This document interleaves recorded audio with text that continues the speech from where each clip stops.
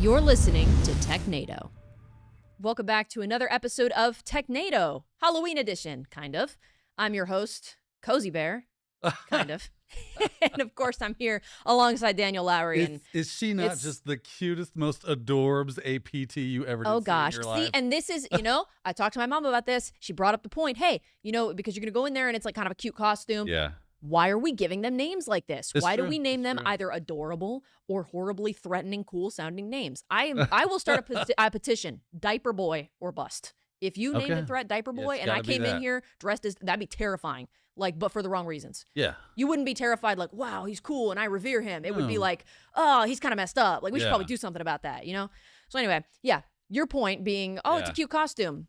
Threats should not be cute. No. They should not be cute. They shouldn't be like any kind of appealing. Right. Take that as a lesson. Yes. Take that as a lesson. Stop doing it, kids. Stop doing it.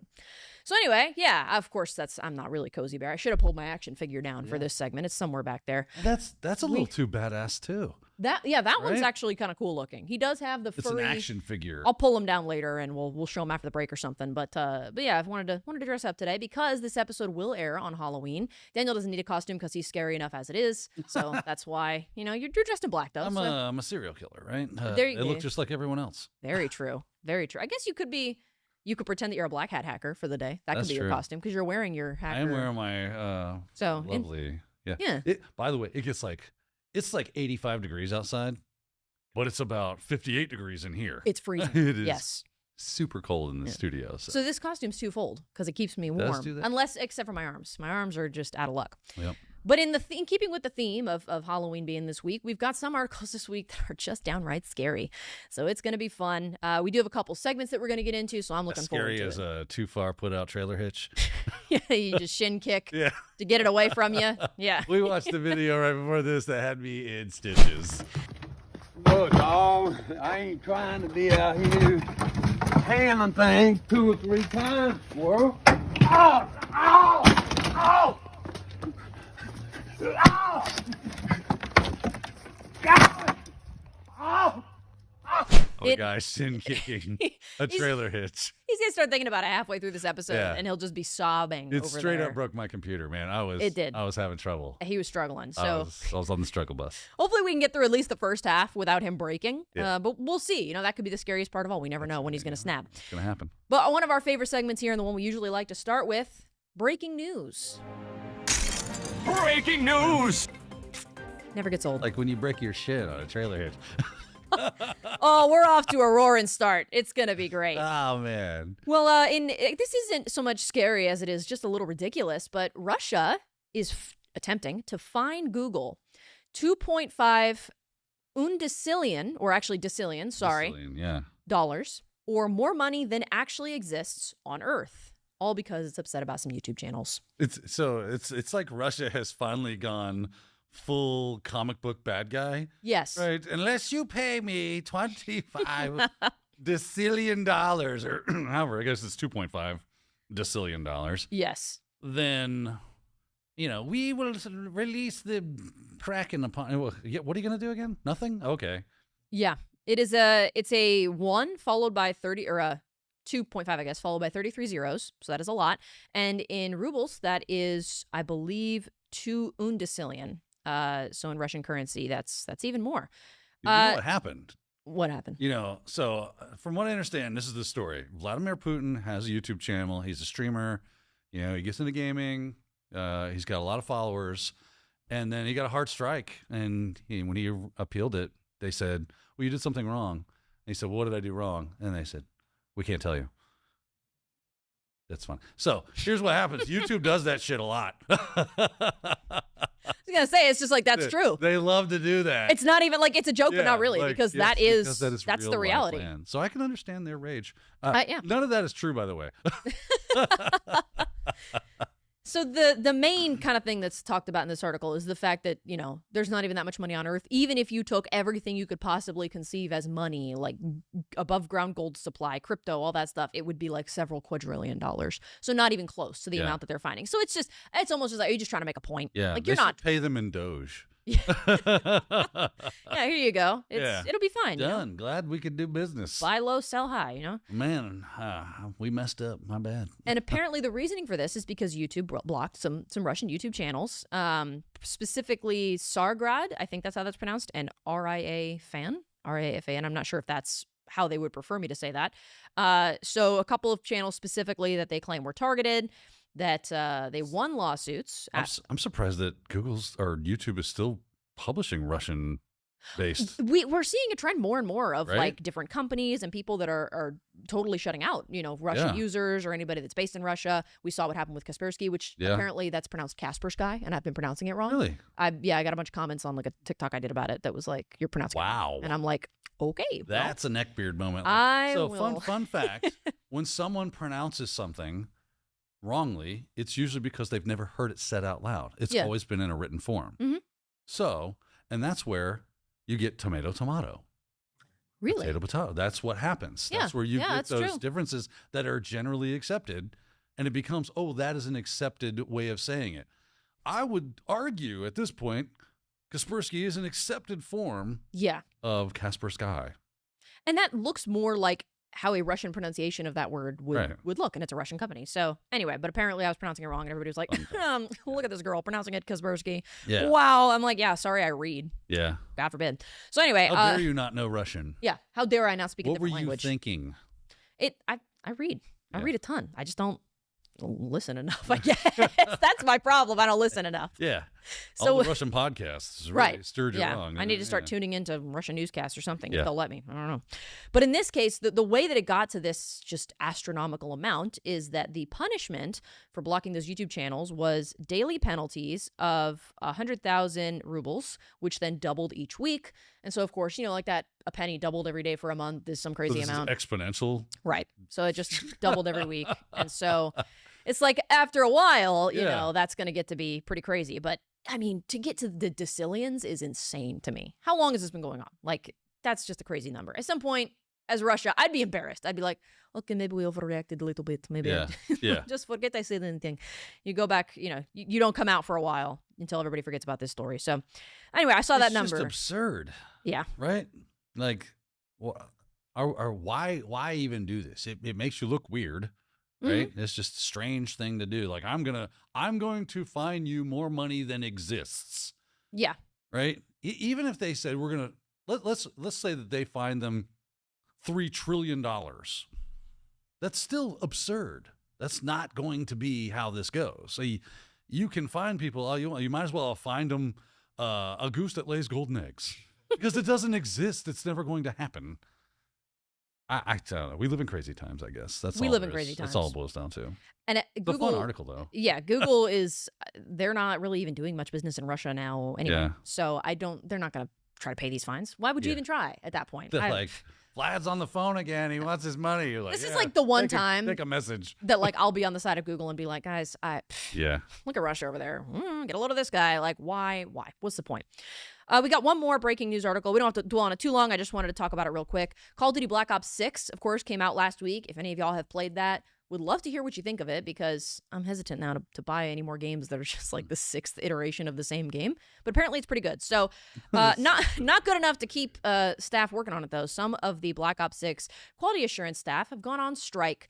And the reasoning for this, as stated, is that they are not a big fan of the return to office policies that are being imposed currently. I guess in the Activision part of, because, you know, Microsoft bought Activision or acquired them, merged with them, whatever you want to call it. So they are now going on strike. They are not happy. It's not all the employees, but a big chunk of them. They're saying the policy is unfair. It's harmful for people with medical conditions that require remote work. So I would be curious to know, like, what is the percentage of people with medical conditions that would like preclude them from coming into work? Well, right. And right? If that's the case, was there any, not to fault folks that are striking, but I wonder if there was any conversation with whoever's, you know, in charge of these policies about, hey, could I get an exemption because I'm, you know, not able to come in, I'm ill, I'm disabled, whatever the case may be.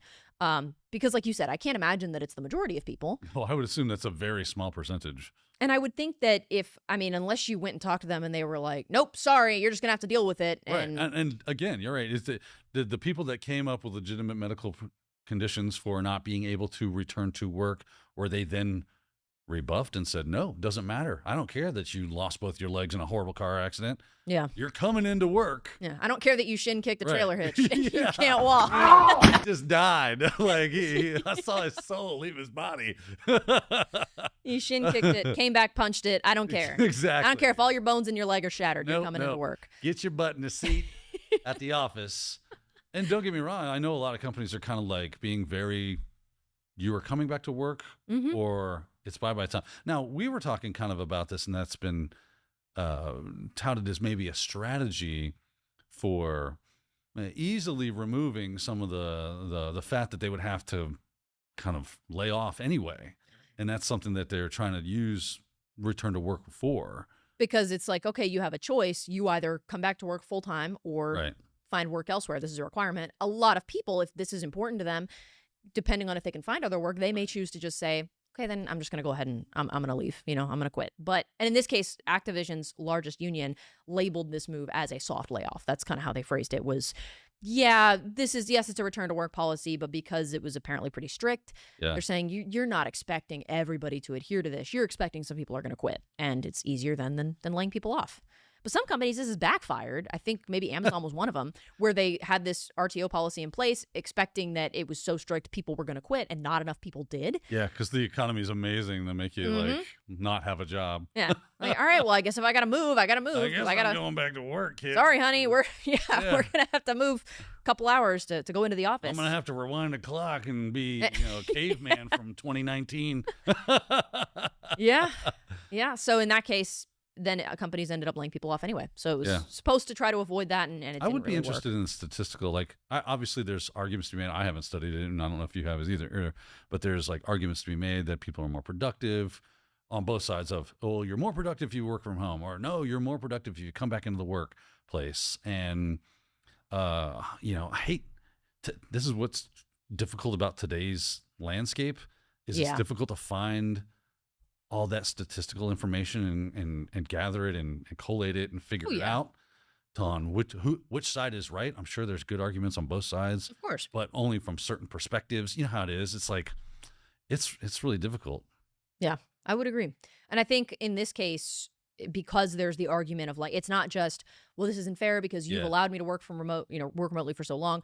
The specific argument is being made, this is discriminatory against folks with disabilities, folks that have doctor's recommendations to work from home. And I guess there was an email that went out from Activision celebrating National Disability Employment Awareness Month. Yeah. And so they're saying, well, why are you're virtue signaling all this stuff, but then you're going to tell me that I can't. I would want to look further into this because it seems, and don't get me wrong, if Activision, Microsoft, whatever they're called now, is ActiveSoft, straight up, like there are employees that have medical conditions that precludes them from being able to easily or at all come into work.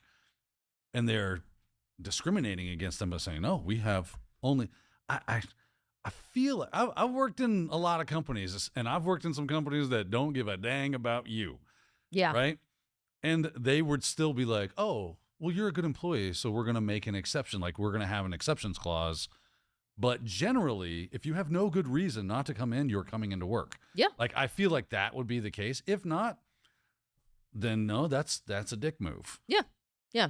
Right. So hopefully we'll see more come out about this because there was a spokesperson that was like, we are in an interactive process to try to basically negotiate with these folks that have put in these requests. But according to employees, they're like, no, we keep getting denied. It keeps getting pushed off. And emails like that go out about, we're celebrating this, we're celebrating that. I mean, that happens in a lot of companies where it's like, it's kind of an HR thing. They have to do that. And so then to see these policies that come out that kind of contradict those like statements of, we're in support. It's like, you see what you did to yourself? Like you put out these emails and these statements and then you don't stick to your guns. Yeah. Who's in charge of this PR business? Billy? Where's Billy? Get his ass over here. He's over there with some rags and kerosene. Yeah. He's burning down. He's got that shit kicking a trailer hitch. We need to have like a count. This is a new drinking game, right? Maybe we'll get Christian to put that in. By the way, Christian is actually he's got a birthday celebration that's happened recently. That's right. Happy birthday, Christian. He is not in today, so wish him a happy birthday in the comments. I'm sure he'll love to see that when he does come back because he's out for part of this week. But we have a guest director, Megan, that's filling in for us. So maybe we can get Megan and Christian to put a little counter on the side of shin kick counter. I'll send Megan. I'll send you the link to that video. So if it can be embedded into this. Man, That's going to be the theme. everybody is welcome. At least put the link to it in the description. Okay. I'll put it, yeah. Want to know more about today's stories? And then that's the first What link I would flipping love if we can actually have it embedded. That would be nice. Like spliced in. We'll see what we can do. We'll see what we can do for you. You're a good employee. You know, we like to give back. So we'll see what we can do. But that's all we had for breaking news today. Just some stuff that came up this morning as we were looking through some of these articles. But we still have plenty more to go, plenty more scary stuff. And actually, this first article is, kind of dark. It's an announcement of, I don't know, a death, really, if you think about it. A death of a technology, a death of hardware or of software. So in this case... It was killed by Freddy Krueger. It was, yes, in what is truly to be deemed a nightmare on Elm Street, I guess. So this comes to us directly from Kali.org. The end of the i386 kernel and images. So rest in peace. Play the Arms of the Angel in the background. And that was beautiful. Yeah. The vibrato was very nice. So Daniel, you work with Linux and with Kali more than I do. Yeah. Which is not saying much because I don't work with it at all. But you have a lot more experience in this. So maybe you can explain more about what's the impact of this. So the impact is that anybody that is using the i386 image is now, for the future, they're kind of out of luck. Now, does that mean that Kali and OffSec are gonna burn every i386 image that they have, virtual machines that they have? No, they said they're gonna keep it in archives. So if you still need those images, they still will be there. But we've long been seeing the death. I mean, it's a long time coming, right? i386 is for various and sundry reasons been on life support and still running around and kicking for those little reasons. But for the most part, and OffSec in this article goes on to explain that yes, our number one is our AMD 64 images and ISOs, right? That is our number one player. Vastly, like generally everybody is on, because there's no, unless you're supporting some older software or hardware for whatever reason, everybody's on an x86 64 platform, right? We've moved on. And I think that, was it Ubuntu and or like Red Hat started killing this thing a long time ago, I think. Really? Yeah, let me look here in the article. This is a slow death. It has been a long time coming. So as we look through this article, here we go. It says the first AMD 64 processor was released in 2003, and the first Debian to support it was 4.0 etch back in 2007. So as we're at the last i386 CPU produced, why does that keep doing that? Seem to have been some models of Intel Pentium 4 and were discontinued in 2007. So that's when we started to see this. Right, that's when we started to see the shift, like the paradigm shift from i386 to x60 or AMD 64. Huh. Right, so it's been a change. It's been a long time coming, and then here we see in Linux distributions, i386 has declined steadily over the years. In 2017, Arch Linux phased it out. 2019, Fedora, then Ubuntu around the same year. By 2023, Debian has agreed that it would drop i386 kernel in its images. Finally came into effect a few weeks ago in September when Debian kernel team announced they would stop building i386 kernel packages. And then the 6.11 kernel was uploaded to Debian in the beginning of October without i386 kernel package. Also means the end of i386 installer images. So a little bit later in this article, it talks about packages, and it says i386 packages remain as long as there are people around to maintain it and fix issues that are specific to those packages, and that one of the biggest areas that keeps this alive is gaming. There are old games that were compiled for 32 bits that are still around. So that's kind of interesting that is like, gamers rejoice. Like this is something that's keeping, this type of technology around or alive. Especially with the push of, retro gaming is really popular still, right? And a lot of these games were built on the i386 platform. So if you want to play them, they keep them maintained in i386 because that's how they roll. And since they run just fine, so it's going to be up to the maintainers of those images and things like that. So i386 is always it's ghost. It's going to continue to haunt us for quite some time for those reasons.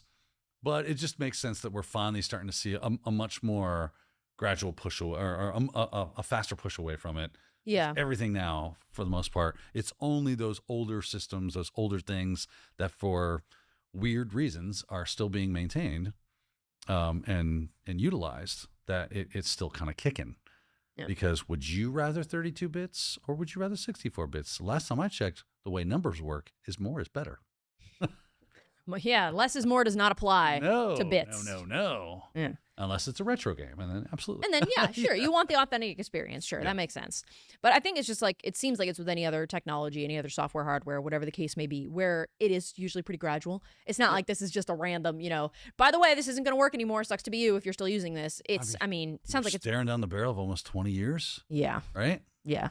And that this has been, it says by the end of 2023, Debian agreed that it would drop i386 kernel and images. So this has been ongoing for a while. And so, rest in peace, of course. If we'll have a lovely funeral. We'll have a service. In lieu of flowers, you can donate to Linux. I don't know.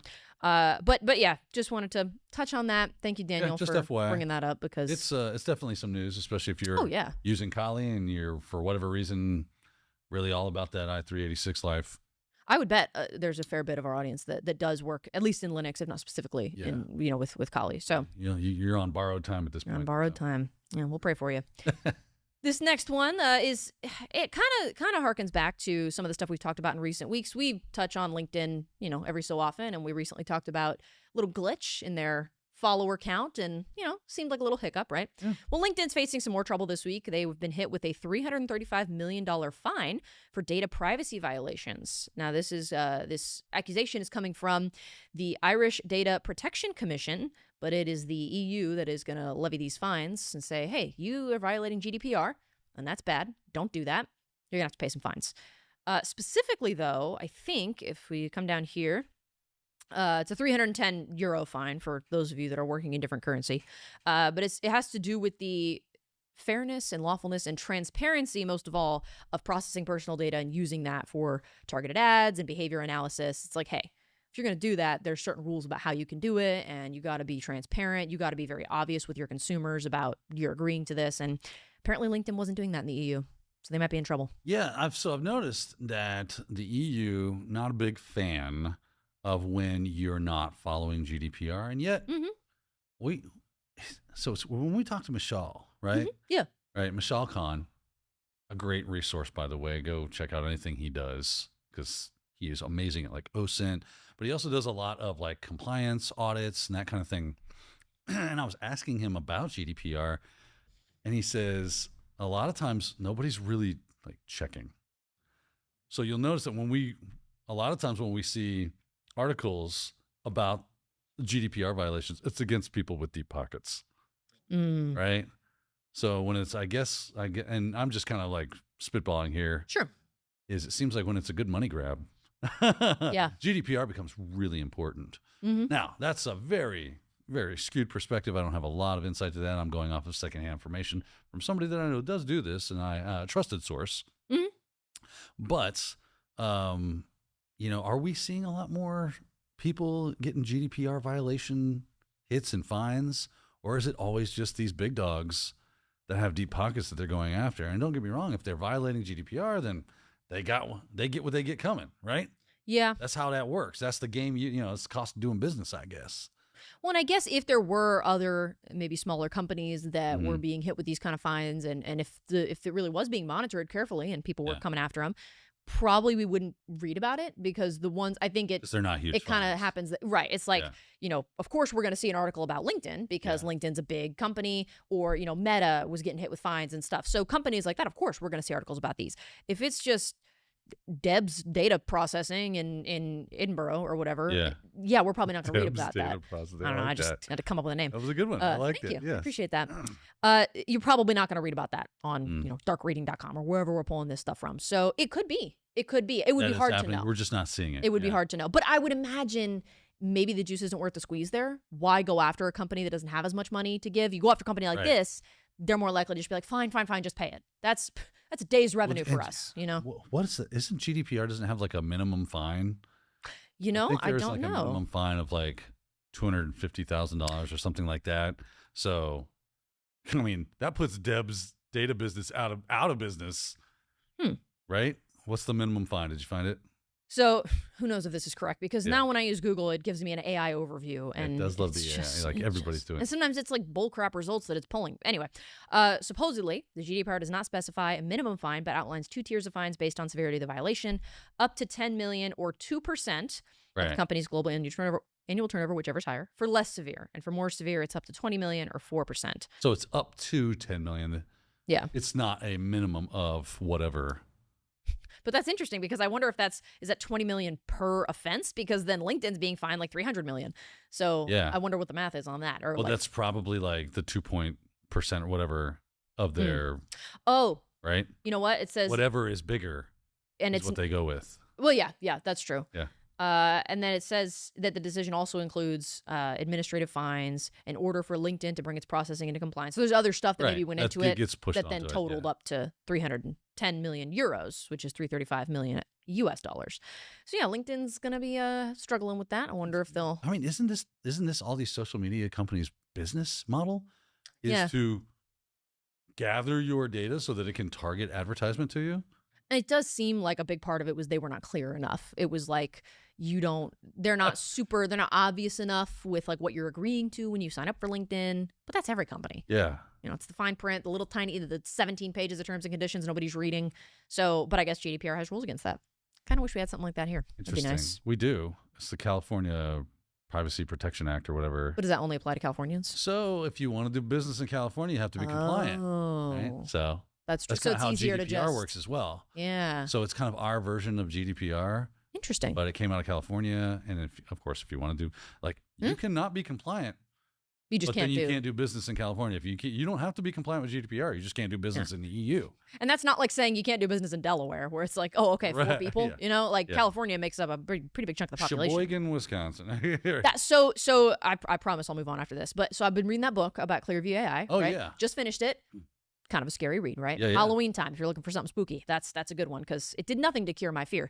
So anyway, but there's a whole section in the book about how Clearview, in earlier stages, when it was still getting into facial recognition and building this database of its faces, it got in trouble because in Illinois specifically, there is a rule about scraping biometric data, which includes face prints, for use by a company. You can't do it. So Clearview then was like, oh, so we can't do business in Illinois, but we can do business everywhere else because there's not rules about that in other states. But how do we know when we're scraping somebody's face from the internet? It could be that they were visiting somebody in California. So the photo was uploaded in California. The person who owns the account is from California, but the friend in the picture is from Illinois. So they can then come back and say, well, you scraped my data and I'm an Illinois citizen. And so it's like, how do you, or Illinois resident, whatever. So how do you double check? But that did nothing to stop Clearview. They figured out a way around it. But of course they did. It's just, well, of course. It truly, it's amazing what you can get done when you have a lot of money. Yeah. Yeah, and a lot of powerful people that wanted access to that tool. And if you're super powerful, if you're a politician, celebrity, whatever, you can get your stuff removed. They'll just, you can get, blacklisted or whatever in a good way from that app. So your data won't come up. But for us plebs, no, we don't have that right to privacy. Rules for thee, but not for me. If I talk about it too much, I'll get pissed off. I don't like to use the word pissed off. I don't like to use the word hate too much, but it has instilled a hate for Clearview in me. It's like shin kicking it truly hitch, right? Makes me wish they were the trailer hitch and I could just shin kick them. Give it a crack. So anyway, moving on. Good luck, LinkedIn. Have fun dealing with that. The rage that came afterwards, I guess. Yeah, right. It was coming back and punching afterwards. Yes. That would be me. So next up, we've got an article here about our favorite AI chatbots. Mozilla ChatGPT can be manipulated using hex code. Oh, that's good news. I'm so excited to hear about that. Since we just talked about how much I hate this AI platform, this AI company. Daniel, what's important about this? What do we need to know about this? So this is just really cool stuff about AI, right? Obviously, AI is a new tool, stuff that we are starting to become more and more reliant upon. And of course, you have to, when things start to integrate into our workflows, into our daily lives, as we use in systems, especially as far as business goes, which it does tend to get used in the old business space. I mean, tell me the last time you went to a website and they didn't have an AI chatbot thing pop up. Right. It's true. Yeah. Hey, let me help you with that. What are you looking for? Annoying. They might even advertise it as that we have an AI bot. Ask it questions. You don't need to bother people because people don't like to be bothered. ChatGPT, Heaven forbid, on the other hand, loves it. Yeah. They love it when you bother it. And that's cool, right? That's awesome. The problem is that, it might have access to data obviously, because it needs that data to be able to answer your questions, and therefore it might be hooked into sensitive systems with sensitive information. And so what do we do as a race of beings? We go, hey, I want access to that stuff I'm not supposed to have access to. Something in our brain just tells us, you told me no. What did Samuel Clemens, right? Yeah. Yeah, you know Samuel Clemens? I'm familiar with him, but I'm not sure about the it's quote. Mark Twain. Yeah. Mark Twain, pen his real name. name. Yeah. Right? Yeah. He said, no is the most powerful word in the English language. Right? When you tell someone no, they go, oh, really? I'm going to do that. So we want access to the things that AI has. Now, we might be a good, upright, standing citizen and not to do that because we're not douchebags. And then there's people that don't care and they just out to that. Now, that said, there are systems in place, bug bounty, responsible disclosure. Hey, check out our system. Look for those security issues, and then we can fix them. You get a nice little like pat on the back, maybe in the form of some money, or swag, or recognition, or all three. You never know on what these programs can do. And they found a way to manipulate AI. Now, we've manipulated AI in the past. We can make it hallucinate and like say things that aren't true or make things up that aren't real. We can jailbreak it, right? We can do those prompt injections to try to get it to give us information that isn't true. And one of the things that we try to protect against is it giving you information that you shouldn't have. Hey, ChatGPT, do me a favor, write me some exploit code. And it goes, I'm sorry, Dave, I can't do that. As it should, right? You shouldn't. Generally, a general purpose AI should not be giving you that information. You want to do that stuff, build your own AI on a local system, go crazy, do your security research. But of course, that means that puts it in the hands of threat actors as well. So threat actors are typically always like, well, I want to use the horsepower that OpenAI has, that Google has with Gemini. I want Anthropic. I want their horsepower. Use their LLM to create malware, exploits, and all the other fun stuff. So Mozilla figured out a way to do this manipulation to get it to spit out some exploit code in Python by giving it input that it did not expect. And by manipulating they like to use the term nowadays, the forest for, it doesn't see the forest for the trees. So LLMs and AI in general, they're not great at seeing the context around what you're doing, especially if you obfuscate it. So what they're doing here is they're looking at, they're basically inserting hexadecimal code and saying, hey, convert that.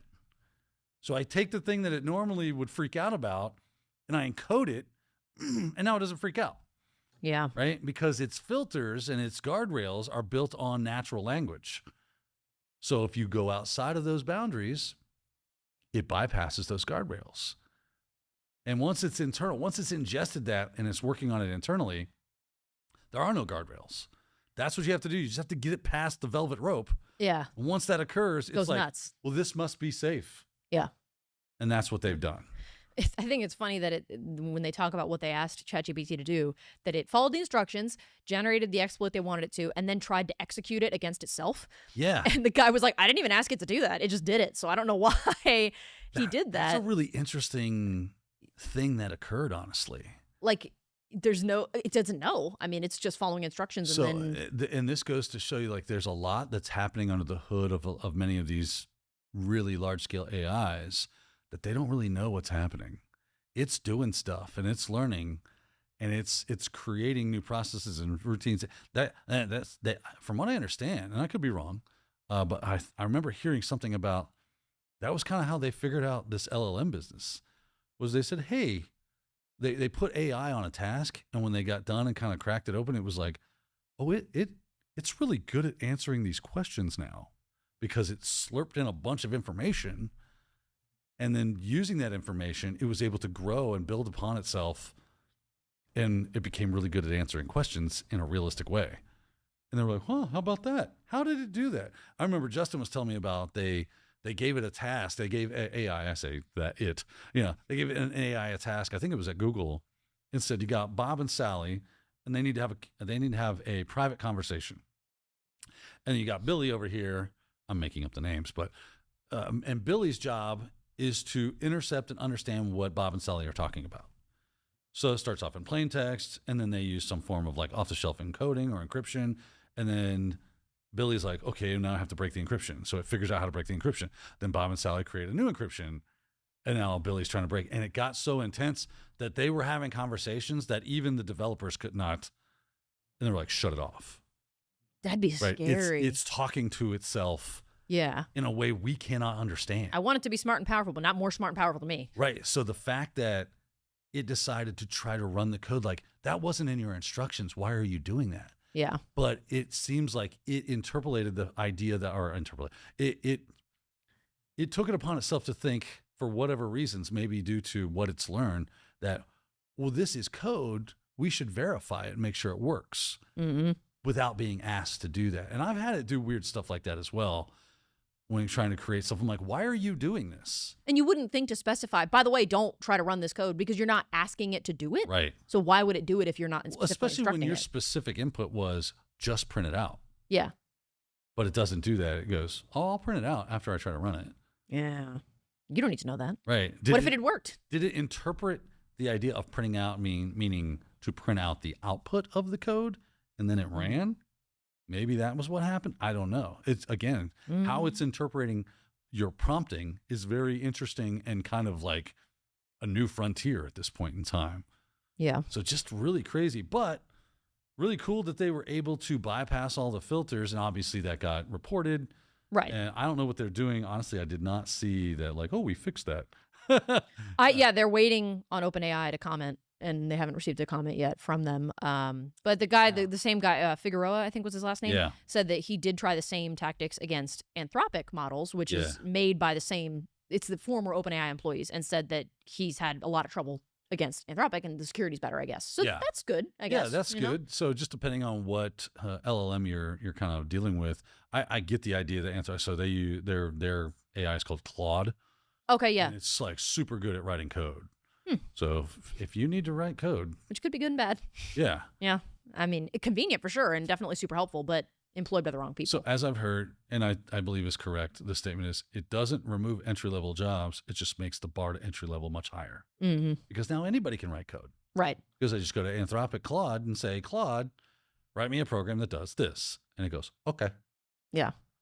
And I guess if you're doing like those, sometimes in more technical jobs, there'll be like a interview questionnaire that's sent. And maybe part of that is write some code for da-da-da-da. And of course, if you have to do that on the spot in an interview, it's going to be harder to fake it. But in theory, in the initial stages, you could just go to Claude and be like, write this for me, and totally fake your way through the first stages of job interviews and stuff. And I've seen this trend throughout my career where when I started my career, if you knew what a hard drive was and what RAM was and how to put those bits and pieces together into a box and turn it on and a computer started, you could have a job in IT.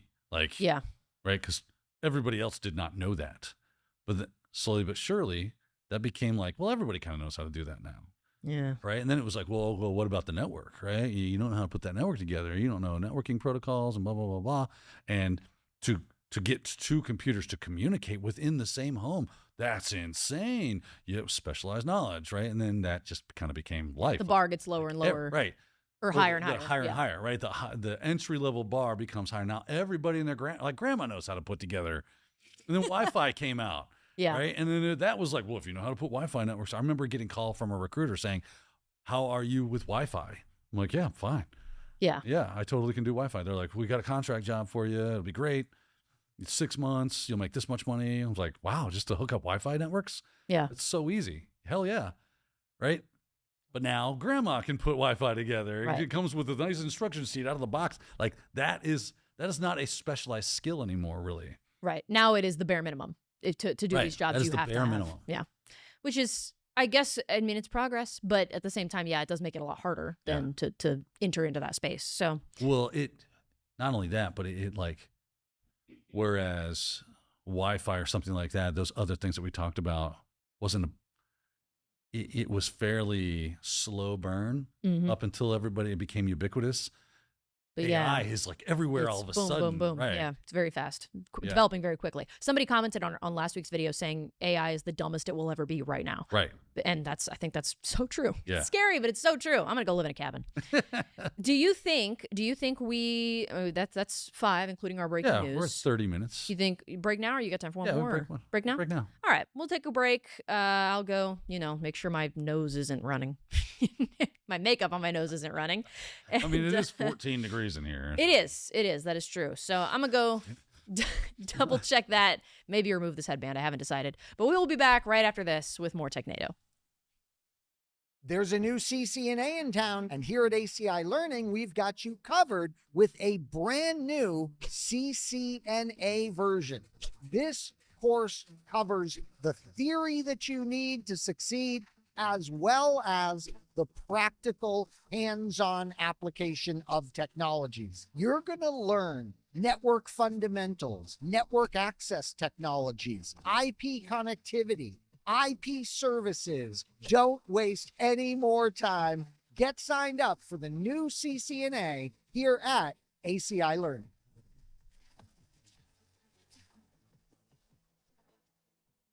Hey, I'm Sophie Goodwin, edutainer at ACI Learning and subject matter expert for our new course, Cybersecurity Fundamentals. If you're new to cybersecurity, this is the course for you. Anyone from high school students to professional switching careers, these episodes are designed for you as an introduction to essential security terms and concepts. So we'll walk through security principles, governance, risk and compliance, access controls, threats and attacks, incident response, network security, and we'll look at some best practices for security operations. Security doesn't have to be scary. Check out Cybersecurity Fundamentals in the ACI Learning course library.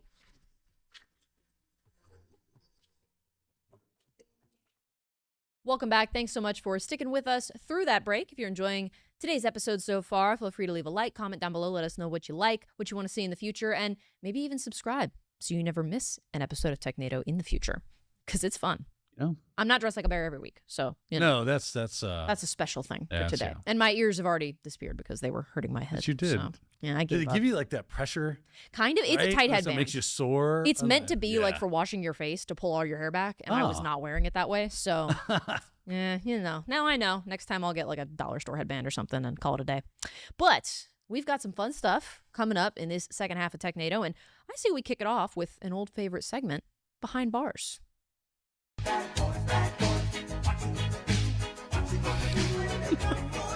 Break the law, and Wow, you'll go you had a to look jail. of true reverence on your face. I remember when that song came out, man. And then, of course, Cops immortalized it Yeah. with the show. And, man, I just grew up listening to that. My sister had the CD. Really? She would just play it on repeat.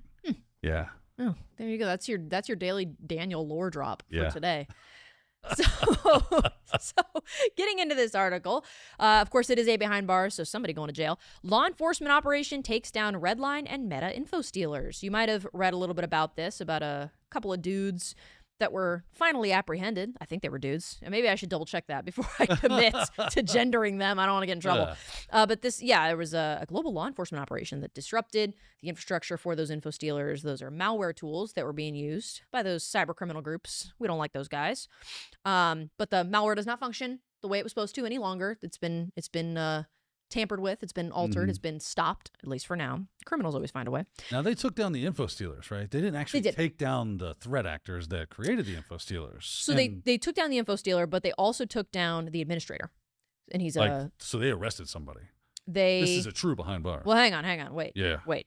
They identified him. They confirmed the identity, but they've also taken 2 suspected customers into custody. Okay. So it could be that they're trying to get information. And Yeah. of course, if you're a customer of that stuff, you probably don't know exactly who's running it. If you're running dark web forums and sales and doing like ransomware as a service or info stealers and that kind of stuff, you probably do well to not put all your information out there on the internet. You're probably pretty anonymous, Well, anonymized. It's a good idea anyway. If I were doing it, that'd be the strategy I would take. Honestly, even if you're not running forums on the dark web with illegal honestly, acts, like it's never a bad idea. Yeah. To keep your information private. Yeah, I mean, burner accounts and stuff are where it's really at now. Start running Tails and Hunix. And I would agree. Don't use them for evil, but yeah, keep your stuff private. Nobody needs to know. Let's take privacy back, right? In this case, it sounds like maybe this guy either was not careful enough or the people going after him are just that good. It was the administrator. His identity has been confirmed.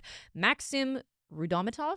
I'm probably pronouncing that wrong, just like I pronounced Kaspersky wrong, so you can come after me for that. But he's accused of regularly accessing and managing the infrastructure of Redline InfoStealer. So he's been charged with access device fraud, conspiracy to commit computer intrusion, and money laundering. And those carry maximum prison sentences of 10 years, 5 years, and 20 years, respectively. So it is a little confusingly worded as far as like the InfoStealers have been taken down, but not the actual perpetrators. And we have identified the admin, but we haven't taken him into custody yet. We've taken somebody into custody, but we can't tell you who. So there's still some unknowns in this case. But the positive takeaway is that the InfoStealers have been shut down. This is during the investigation, authorities discovered that over 1,200 servers in dozens of countries were running the malware. Dozens of countries, should I have said, were running the malware. Following the takedown, Dutch National Police issued a message to the actors behind the InfoStealers via a dedicated Operation Kronos website. This included a video showing that the international coalition of authorities was able to obtain crucial data on their network and will shut down their criminal activities.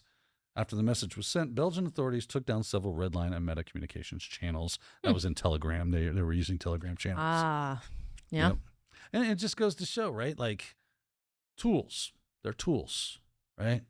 I can use a hammer to put up a picture and beautify my home, or I can use it to smash a window and steal a car. Right? I thought you were going to go more violent with that, but yes, you're right. I kept it down, right? That's good. That's good. I really thought the word bludgeon was going to come out of your mouth. Yeah. I was so certain. It's like if I shin kicked a trailer hitch and I was raging out on a cabinet door. A hand is a tool. You can use it to build, or you can use it to punch a cabinet door. Exactly. You just never know. Really got to put that clip in here. I was going to say, if we don't include a link or a clip, it's just going to be so confusing to anybody watching. Absolutely will be. But you're right. With any tool, it's how you're using it and who's using it. You don't want it in the wrong hands. But at the end of the day, it's a tool. Can be used for good or evil. And in this case, this type of technology was being used for bad. Apparently so. It says Redline and Meta are responsible for millions of victims. Yeah. Imagine if we read this like it was the sports page. Yeah. This just in. Redline and Meta are responsible for millions of victims, designed to steal personal data from victim devices. Redline and Meta are InfoStealers, responsible for murdering thousands. I'm just kidding. They didn't. True story. This is victims, and it means like victims of like theft, of data theft and stuff. Redline and Meta are InfoStealers designed to steal personal data from victim devices, including usernames and passwords, and automatically save data such as addresses, email addresses, phone numbers, cryptocurrency wallets, and cookies. I know that's what I like in my InfoStealers.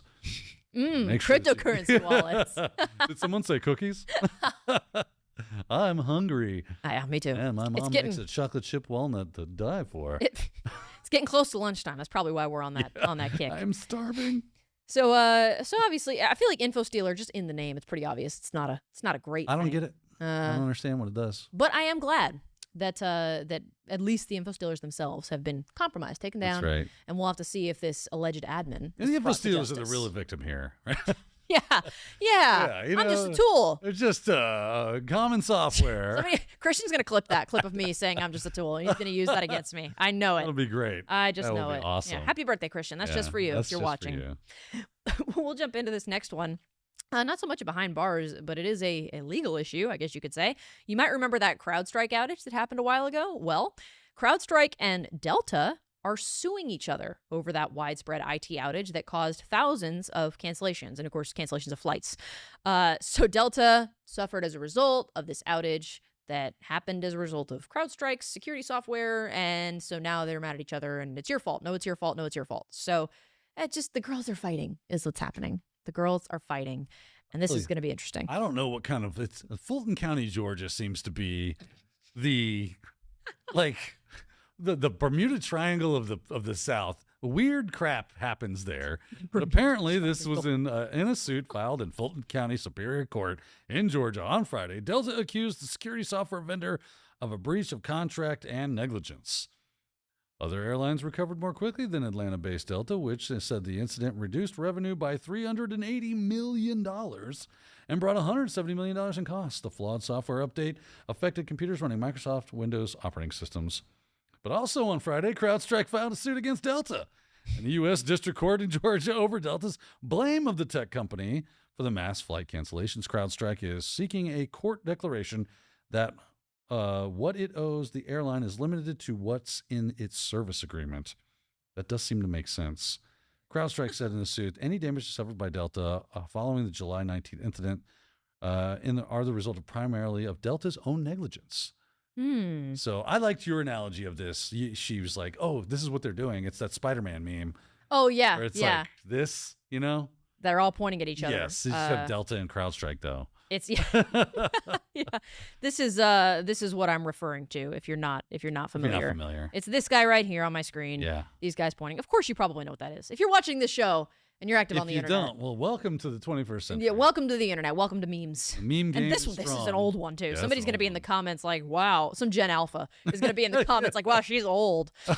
But you're right. Yes, it's basically Delta is saying, well, you messed us up and you made all this stuff happen. And CrowdStrike saying, well, yeah, actually, it's your fault. And Delta says, no, well, you started it.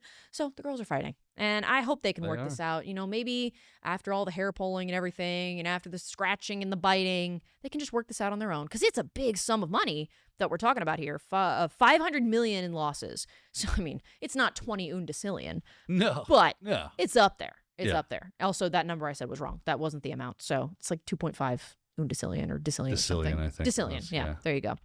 So whatever. It's a stupid number that doesn't really exist in the real world. Right, exactly. Yeah, maybe atoms in the universe is it's theoretical. Yeah. It's completely theoretical.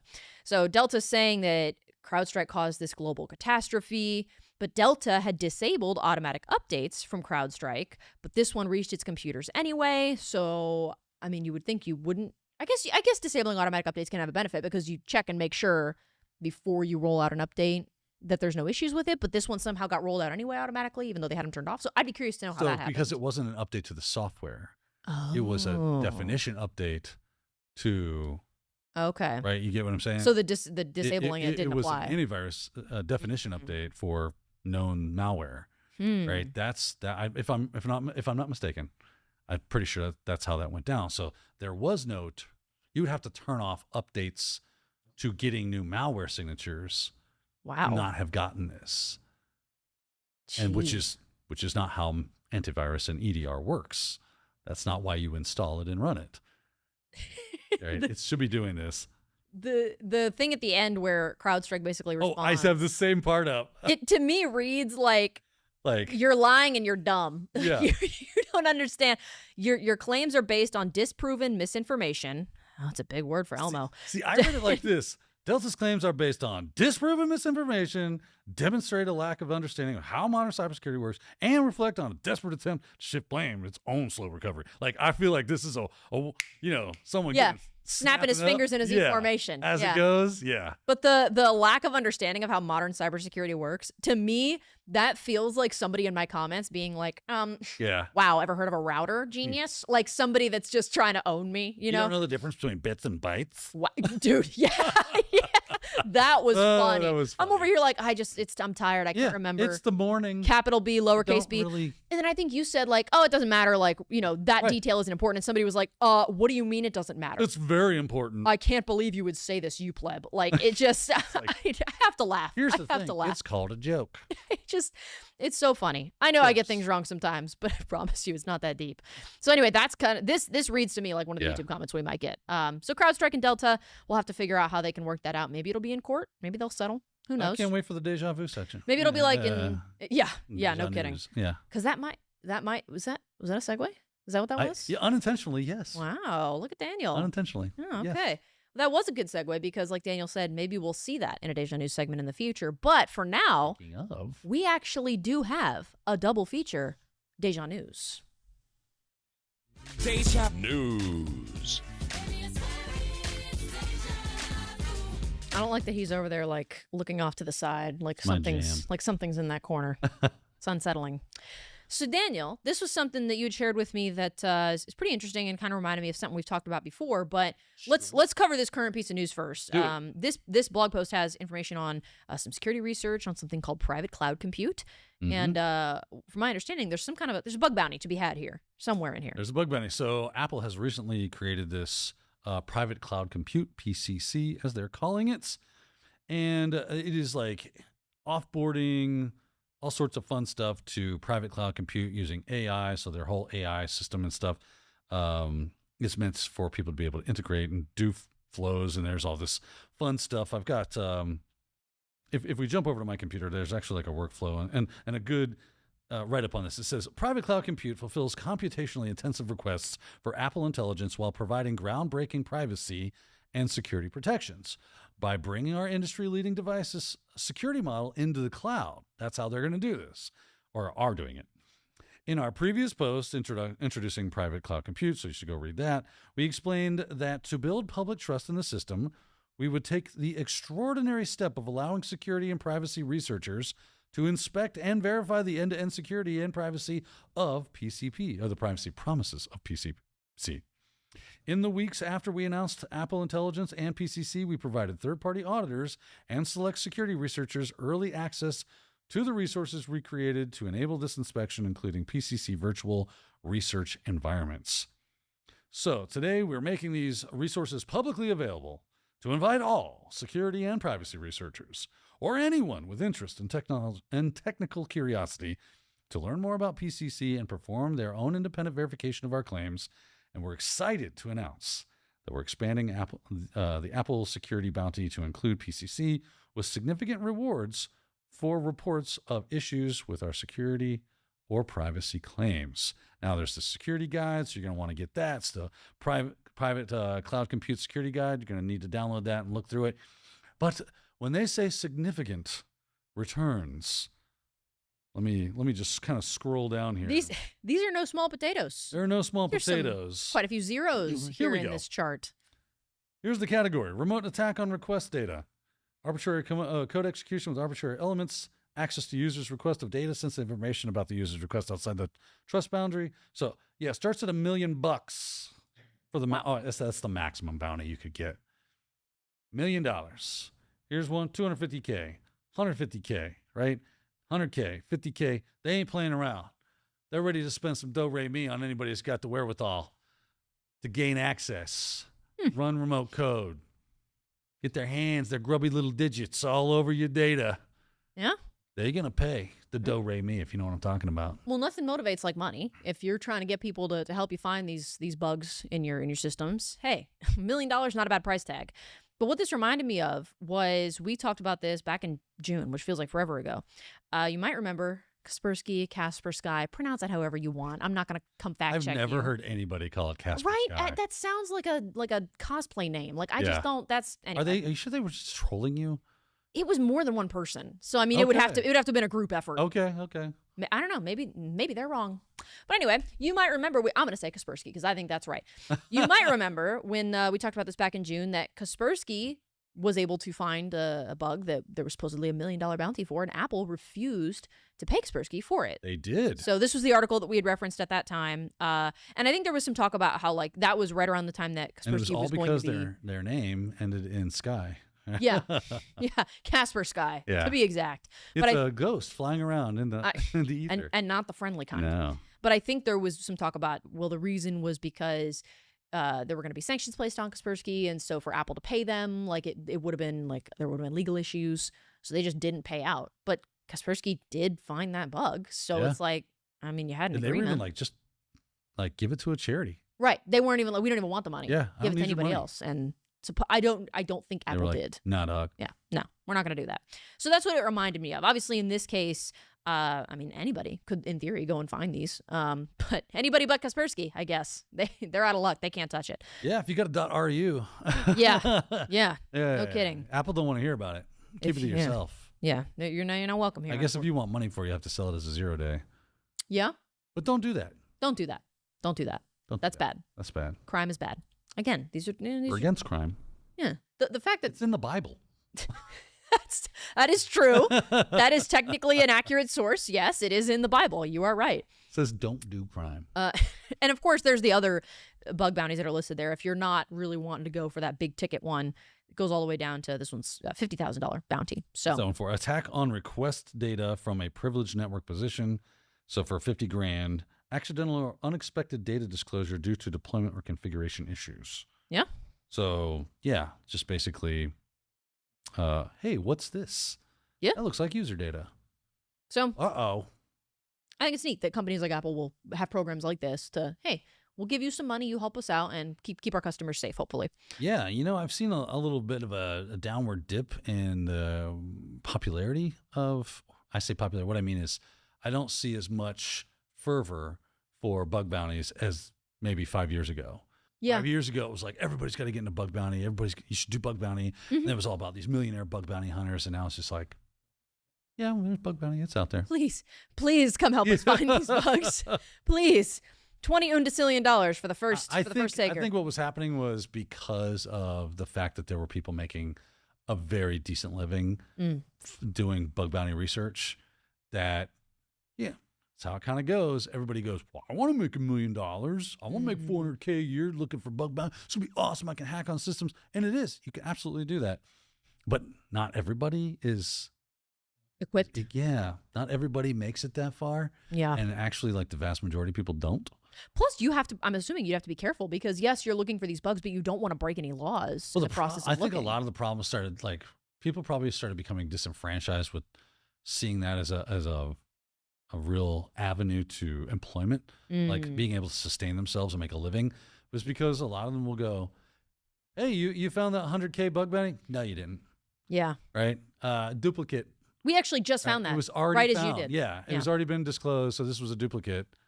And thanks for playing, but you don't get it. There's a lot of or they don't value it as much as you think it should be valued as, and so you don't get as much money. And there's no standard. Yeah. That for everyone universally. Mm-hmm. There are standards out there in which bug bounty programs work, but you have to convince Apple, you have to convince Google, you have to convince whoever organization that you're bug bounty hunting for that it is a P1 and not a P3. Yeah. Right? And a lot of times you end up holding on to things you find and chaining them together so that you can get that P1. And it can be really time consuming and difficult. And a lot of these, especially the web applications that they create, are very complex. It takes forever to find the right chain of events there's an IDOR here. And so it wasn't as lucrative as everyone was making it off to be, as you would see in the headlines. Yeah. For everyone. It seemed like from the headlines that everyone was just throwing money in the air and having Scrooge McDuck fights with money. And that wasn't the case. Most people were making a few $1,000s a year as it's like a little side hustle. Yeah, it's like supplemental. Yeah. Yeah. Yeah, absolutely. Almost more like a hobby, but you get paid to do it. Yeah. The freelance bug bounty. And you get to put CVEs on your resume. So it is. Yeah. I still really think that bug bounty has a lot of value to it. So I would suggest you still do it. It just may not be a full-time gig for just everybody. don't think that you're going to just run into, now if you become really good at it, obviously you could start self-supporting. Anything's possible. There you go. Popsicle. Yep. You just never know. Well, that is not the thank you. That is not the only Deja News piece that we have today. This next one, this is it's just so interesting. The fitness app Strava, I think is how that's pronounced. Strava, yeah. Gives away location of Biden, Trump, and other leaders. French newspaper says. And apparently this is because this is a fitness app. Yeah. So, but it's not like Biden's going for a jog and he's got Strava turned on. It's the Secret Service agents. I'm sure that, if you're looking at Biden's Strava app, it's just on a beach somewhere. That's true. That's 4 days. But it updates you could share your location. And so these Secret Service agents, there are some of them that use this app and did not turn that off or had that enabled or whatever. And so there were trips. I think specifically there was a French leader that took a trip, and it was supposed to be a private trip to I think it was a beachside resort or something. And it was not on his agenda. Macron, it was meant to be very private, and people were able to figure out where they had been and, their exact moves where they traveled because of this fitness app. I like this. You have all these. This does not bode well for the Secret Service, by the way. Yeah. They've really been dropping the ball lately on their skills and capabilities. Hopefully they do better very, very, very, very soon. Because, you got an app. You're trying to be the epitome of health and fitness. Your job is to protect world leaders, as personal protection. Now, it's not just Secret Service. Obviously, it was, of course, President Macron and Vladimir Putin and all these other different people that are high-value targets for whatever weirdo out there that wants to take shots at them. But you think, I'm under protection from these people, but they're the ones that are actually giving away your position. That's the opposite of protecting your principal, by the way. FYI. Didn't know if you knew that. So you're doing personal protection, and you have Strava, turn that shit off. Well, and you would think that there'd be some rule against this as a Secret Service agent. Right. Like, why do you? But I guess what it was is you can't use personal electronic devices while on duty. Yeah. But if you're off duty, you can use social media and whatever. But so I guess if you're traveling with the president, because the first lady's locations could be pinpointed as well, they said. So if you're traveling with them, and then I guess maybe, I don't know, you get like a lunch break as a Secret Service agent, and you're over there, chomping on an In-N-Out burger, and Right. Are you then you're on you Facebook, can turn on like, your Strava app and be right? Like what's the I'm going to do 100 burpees on my lunch break. Meanwhile, I'm just burping on my lunch break. So I wonder what the rules are surrounding that and how strict they are. I would think they'd be pretty strict. I would think that Secret Service. I would think it just me and you two, you good folks out there are smart. I'm going to outsource this to you. Tell me where I'm wrong.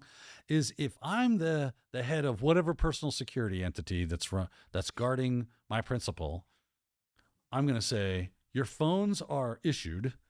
They have only line of business on there. Strava is not one of them. And here's why. We call this is a double deja vu. I'm deja vuing my deja vu. Oh, because boy. guess what? This has happened before. Mm-hmm. If you would please direct your yes. attention to Sophia's computer, where it says heat map released by fitness tracker reveals location of secret military bases in 2018.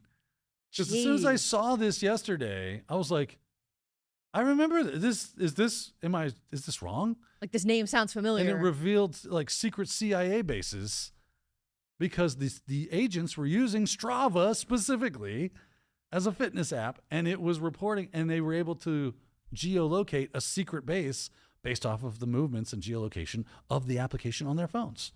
Mm-hmm. And it wasn't just phones; it was like Fitbits and stuff like that. Right. So even if you left your phone and you got a Fitbit, it's tracking where you're going. So since we've known that this has been a problem at least since 2018, if I'm the head of personal protection, I'm going to go, here's your issued phone. You're not allowed to put any other apps on it than what's on it. Yeah. Right? And Strava ain't one of them. Fitbit ain't one of them. If you want to be part of the Secret Service, I feel like that's not a terrible standard Right. to have in place. That's not You asking a cannot lot. bring your personal phone Yeah. to, it goes in your locker and you don't get to use it. You're on duty. This is part of the job. The protection of your principal trumps any kind of like, personal. well, yeah, I want to do my, I want to make a Facebook post. I want to make an Instagram post. No, you don't get to do that. You're on duty. Sorry. I would think to be any kind of a Secret Service agent, whether you're on detail with like a lower level politician or whatever, Yeah. I would think that standard would be in place and it would be a tough job to qualify for. Right. To be on duty, like protecting the president, and this is okay. I mean, obviously they're now they just didn't know, and so now they're taking precautions. But like you said, this came up back in 2018. So Yeah. it's like, well, how do you not know? How are you not checking Right. that How stuff? is this not a part of your policy now? Yeah. Right. That we don't, because of the tracking of capabilities of phones and the apps that are on the phones. Like, honestly, a lot of things are tracked, like the organizations themselves, like Samsung and Apple, they're tracking where their phones are going so that they can, and Google, obviously. So if you got any phone with Google stuff on it, it's tracking to know so you can tell. It's starting to deja vu me yet again, the triple deja vu of the dude that put a bunch of phones in a wagon and walked up and down his street. Oh, yeah. So that it was reporting to the traffic apps that there was a slowdown in that area. Yeah. So people were avoiding his street. And he didn't get the traffic. It doesn't even matter that it was Strava. Like, these phones are reporting all the time to many different organizations. There should be, if you are in personal protection, you high value principles. Nope, sorry. Yeah. Why's your phone not locked down more than that? Here's your brick phone. Yeah. Here's your dumb phone that doesn't have any of that. Here's your action. Firefly or whatever, your Yeah. jitterbug. Yeah. This is what you get. You can call 911. You can call the people you need to call. Right. That's it. It's on a secured network. Yeah. That's it. Yeah. One of the points that got brought up was, I didn't even think about this, that sometimes those agents will travel ahead of time before they're, Right. whoever they're protecting. So you know where they're going to be. So it's not even like, oh, you just know where the president is. You can Yeah. then, if you were a bad actor, if you were an attacker, you could, in theory, figure out if you did the work. So definitely not a great look for some of the security. And like you said, it wasn't just Secret Service. They listed out 12 members of the French GSPR, the security group of the presidency of the Republic, and then 6 members of the Russian FSO, in addition to 26 U.S. agents. So this is an international problem. Yeah, they say we do not assess that there were any impacts to protective operations or threats to any protectees. It added, locations are regularly disclosed as part of public schedule releases, but not timelines sometimes, and not always. Just because locations are disclosed, they're not always disclosed. Yeah. for security purposes, especially timelines. Why do you think that like Marine One or whatever it is, they have 7 of them or whatever, and you don't know which one the president gets on, and they fly off in separate directions? Yeah. If your fitness app is telling me which one he's on, Yeah. that could be an issue. It's like, it reminds me of that game where like you put a ball under a cup and then there's like Yeah. 7 cups, but if the cup's transparent, it really doesn't really matter. help. Yeah. That's not really helping you. So And maybe we're overblowing this, but it just Well, seems like I would Right. think when it comes to national security, you can never Right. be too careful. never be too careful, Yeah. right? Err on the side of caution. What do I know? I'm not a security guard or agent or whatever, but it just seems like something you'd want to be cautious. We've got a couple more articles here. I purposely put these kinds of articles at the end because I know it'll be like we're running out of time, and it encourages me not to dwell and get too angry. So anyway, this first one is I'm not sure how I feel about this yet, but SAG-AFTRA has struck a deal with a company called Ethovox on AI voice protections. And this is also kind of a deja vu because we've talked about this before, how SAG-AFTRA was on strike. And so they strike a deal. That's funny. They were on strike for a while. Our members were on strike because of there was a lack of sufficient protections, in their opinion, in place to protect voice actors or whatever the case may be from, protecting their voice from being used to train AI or from being duplicated with AI. So in this case, this is a voice AI company, Ethovox is, and SAG-AFTRA has struck a deal with them for SAG-AFTRA members who do want to make digital replicas of their voice. So saying basically the goal was never to just completely shut this down and make sure it never happens. Right. The goal was to provide a safe path for actors that do want to use their voices to train AI or make digital replicas, and to protect the actors that don't from being taken advantage of or having their voice cloned without their permission. So I don't really know. I mean, I guess if people want to do it, go ahead. You have the freedom to do so. I personally don't agree with it. And I think that by doing that, you're kind of opening the door to some stuff. You just never know where that's going to lead. But I guess you can make that argument about anything. So I don't know how I feel about this. As an actor, as somebody that's a little skeptical about some of this AI stuff, I just don't know. I don't know where I stand. Do you have any thoughts or opinions? My thoughts on this are, it feels like we are really in a time where ownership of our data and likeness is important, and we need to start creating some sort of safeguards around that so that a person gets to own their person. I get to own my voice. I get to own my likeness, and that is mine, right? Yeah. And I can I can sell it to whoever I want, or more like lease it for contractual purposes, but another entity could never own it. And at any given time, I would have the right to recall that license for even arbitrary reasons. It's mine. Absolutely. Right? If I've licensed it out to you, a part of the license agreement is that at any given time, I own this and I want to remove your right to use it at any given time. Mm-hmm. And you might be like, well, that's not fair because I'm creating marketing based off of the fact that we're going to use this. Well, yeah, it's not fair to you, but it's fair to me. Mm-hmm. Since it's me and it's mine, that's all that matters. Yeah. I don't care about you making a product and how you're using that product. As soon as I feel like I need to revoke that privilege, that's my right because it's me. That's my thoughts on this. So we probably need to enact some legislation that protects people to say that I own my data. It's mine. You can't have it. I can license it to you so that you can make money off of it. But if I want to recall that, I can. Yeah. That's where I feel about it. I would agree. And it's scary that at this point, like you said, protect your data. It's not even just limited to what you do online or the emails you send or whatever the case may be. It's now like your face print, your voice, your iris, like your fingerprint. I mean, fingerprints, I guess, have always been kind of an identifier. But we're seeing more and more of stuff that is like, okay, yes, it's mine and there's nothing else like it in the world because it's unique to everybody. But it's not like password. If somebody gets my password and is using it, I can change it. I can't change my face print. I can't change my I mean, I guess I could get surgery on my vocal cords, but I can't change my voice print at the click of a button. Not very easily. Right. Yeah. And I shouldn't have to. I shouldn't have to. And that's the other part of it. You shouldn't have to. Yeah. I should be able to keep my voice and not have to worry about somebody stealing it. And in this case, SAG-AFTRA is arguing, hey, we want to make sure the big things are informed consent and fair compensation when it comes to people that do want to work with companies and they don't mind the use of AI. Okay, that's fine. You can use my voice and duplicate it and use it for a character or whatever. But for, every line recorded with my AI voice, you're going to pay me this amount. It's, $1 per line or whatever. I mean, that's probably a high rate, but $1 per line, whatever the case may be, right? Yeah. And consent. if you're going to do this, you are going to tell me exactly everything you're going to use my voice for, so that my voice isn't appearing in ads for like hemorrhoid cream. Right. Like, I don't need if to. you don't want it to. Right. And maybe you're cool with that today, but tomorrow you wake up and you go, I don't like being part of hemorrhoid cream. Yeah, I don't want Right? to advertise that. By the way, you should totally go for percentage and not like a set price. And never sign anything that says in perpetuity. Yeah. Always, always, always double check with your, I don't know, legal Right. counsel, agent, whatever. That was something that was drilled into me when I first started doing that stuff. No perpetuity. No in perpetuity. That's bad. That means forever and ever and ever. So don't do it. That's right. And there are still some SAG-AFTRA video game workers on strike having to do with AI protections. They're in negotiation still. They came back to the table recently, but strike's ongoing for now. So anyway, if there's anybody else out there that's kind of into that space of, voice acting and AI voice cloning and whatever, there you go. That's the update on that. This last one, oh, this is fun. Ubisoft, or however you want to pronounce that, just quietly launched a full-blown NFT game. It sure looks like something, says IGN, and oh boy does it.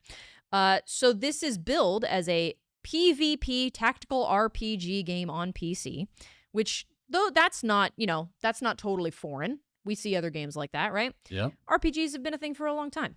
But in this case, though, it's a Web3 game. And if we scroll down here, there's lots of ads. If we scroll down here, this is why I like read-only. There is the Web3 comes into play as a method of collecting figurines to battle with, which are, you guessed it, NFTs. And these things range from $7 to $63,000.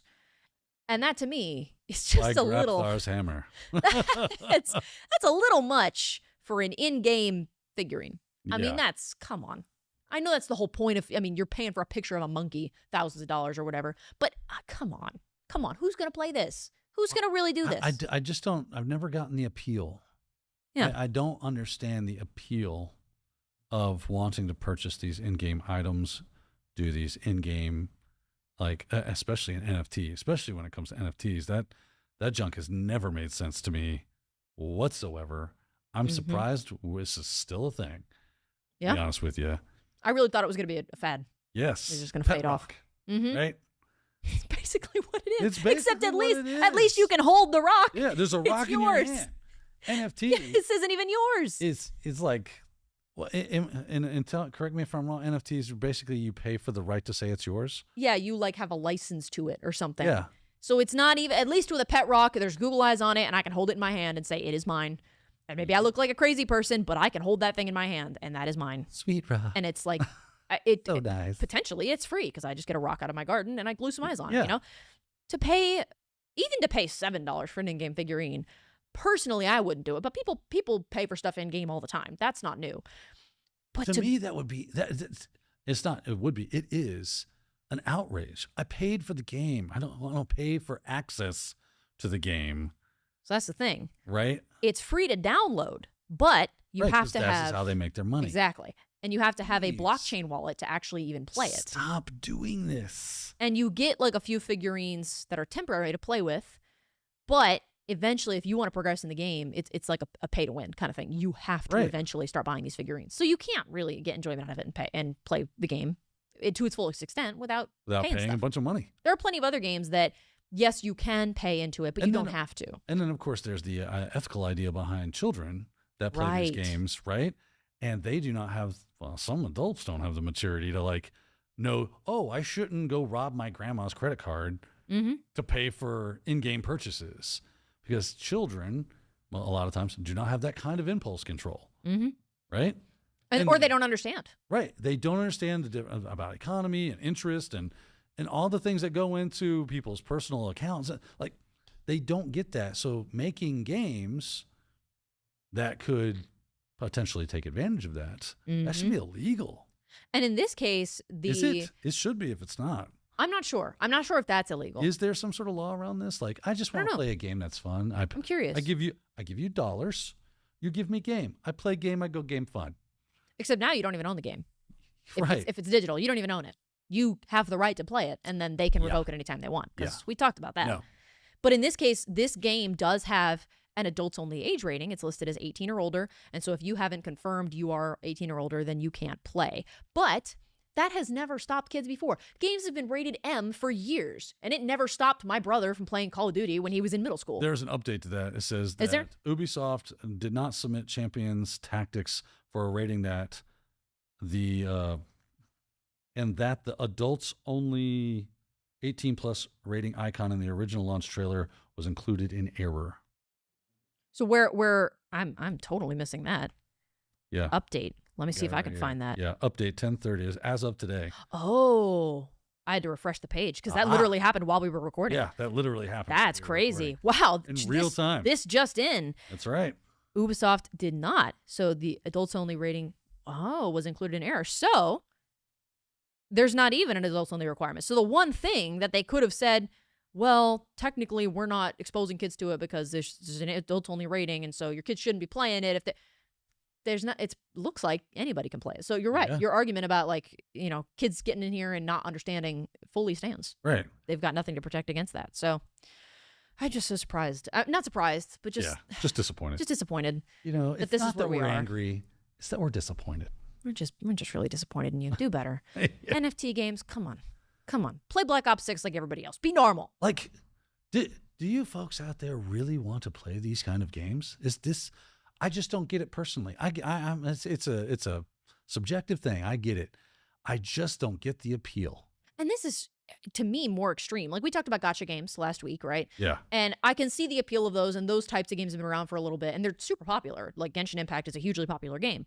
But in this case, I'm like, okay, that is easy to, those transactions add up, and it's maybe just a little here, a little there. To drop like $100 at once on a game, on like a figurine, I mean, I hate to insult, but you'd have to be a little crazy. You know what it is I'm a kind of a big picture kind of person.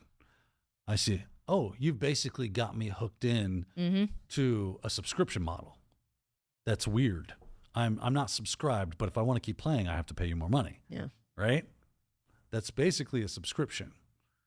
And I think with those gacha games, a lot of times it's like it's easier to progress if you spend the money, but you don't necessarily have to. But in this case, it looks like if you want to get past like that training phase, you basically have to buy at least one figurine. Right. And I'm not the kind of person that likes hemorrhaging money out monthly on monthly things. It's just not my gig. Yeah. I'm not a big fan of monthly money hemorrhaging. And somebody might be like, well, Daniel, did you have streaming services? I have like 2 streaming services, and I only ever have 2. Mm-hmm. So if I'm like, you know what, I've been watching Hulu for a while. Let's go see what's on Netflix. You cancel your I Hulu. shut off Hulu and I turn on Netflix. Yeah. Right? Because I'm not against the idea per se of a streaming or subscription model.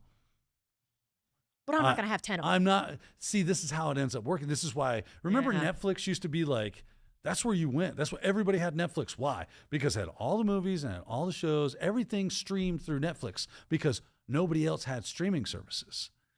And then everybody said, you got our content. We're licensing our content to Netflix. And we're missing out on streaming revenue. So everybody now has a streaming service. Yeah. Multiple streaming services. And if you want to watch this show, you can't just have Paramount Plus. You have to have Paramount Network, right? You can't just go with Discovery Plus. You have to have Discovery IG or whatever it is. Yeah. Right? You have to have the 3 different ones so you get all the things. And it's now, it's only $4 here and $6 there, but nickels and dimes add up to dollars real quick. Yeah. Right? And they got you, and that's how they get you, right? As they tell you, it's just a little bit of money. What's $4? That's a latte. That's one drink. Yeah. Skip your coffee for the day. You'd be fine. And then you got it. Yeah. And then we wonder why people's like, what's the guy on he's got the channel where he goes over people's finances. Dave Ramsey? No, not Dave Ramsey, even though he does that as well. This is more like, he's a younger dude. Wears glasses. Okay, I don't think I'm familiar. Curly black hair. And he looks over people's finances and tells them, this is why you're in trouble. You have a brand new Toyota Tundra. Yeah. With all the bells and whistles. How much did that cost? Oh, it was $60,000. Yeah. Go sell it today. Mm-hmm. And this is what happens. We end up, and if you don't have that, you got FOMO, right? Oh, everybody's talking about the show. I got to watch this. I got to play that game. I got to blah, blah, blah. We do not give out financial advice. We are not financial advisors. the scrolling disclaimer text goes over the screen. Talk to the financial advisor to help benefit you financially. A professional. We are not them. Yeah, we never claim to be. This is my opinion, and in my opinion only. Do not listen to me or take advice. And they do not reflect the opinions of our employer. That's right.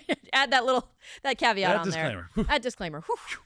All Dodge right. that bullet at and the don't end kill of your the show. neighbor. There we go. That's we just got to throw Go that home one with in scissors.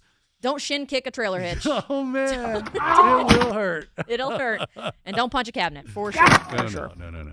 Well, that's all we had for our articles today. A little bit of a longer episode, but hey, it's Halloween. Let's celebrate. We wanted to give you a little extra this week. Plus, I missed work a few weeks ago, and I'm trying to make up for that still. So, thanks so much for joining us for this episode. Daniel, I hope you had a good time listening to me get angry about some of this stuff. And, of course, thank you for joining us. Let us know what you enjoyed and what you want to see in the future. And until next week, we'll see you around. Thanks for watching. If you enjoyed today's show, consider subscribing so you'll never miss a new episode.